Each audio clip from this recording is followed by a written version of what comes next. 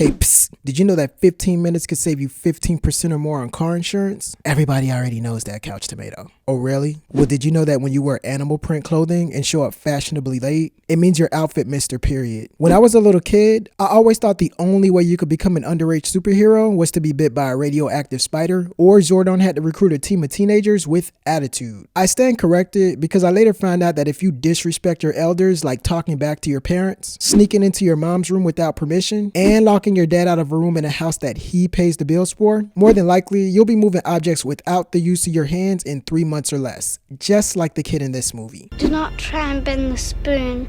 That's impossible.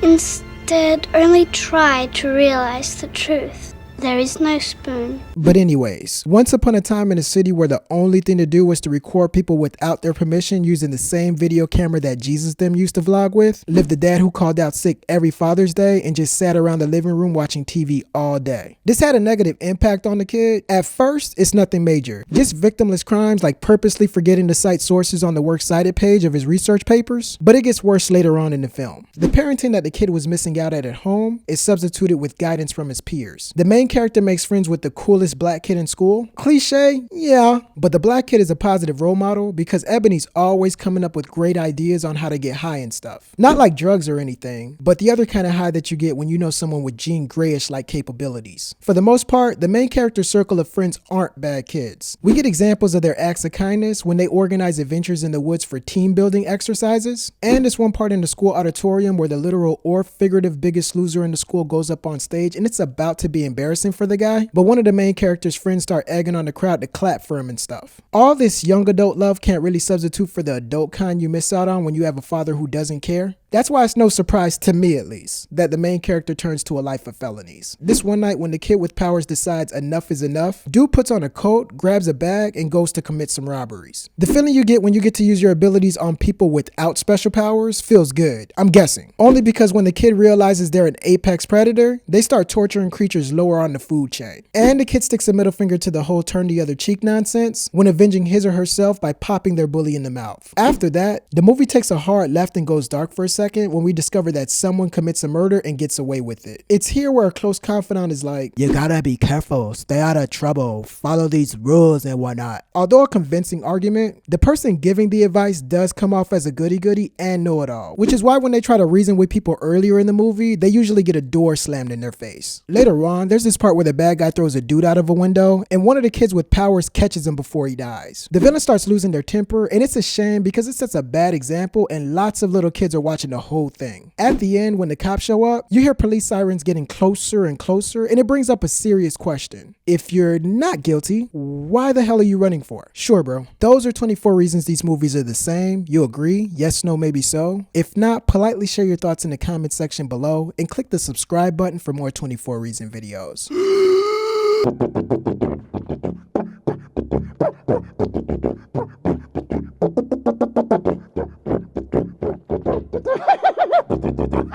Best elevator music I've ever heard.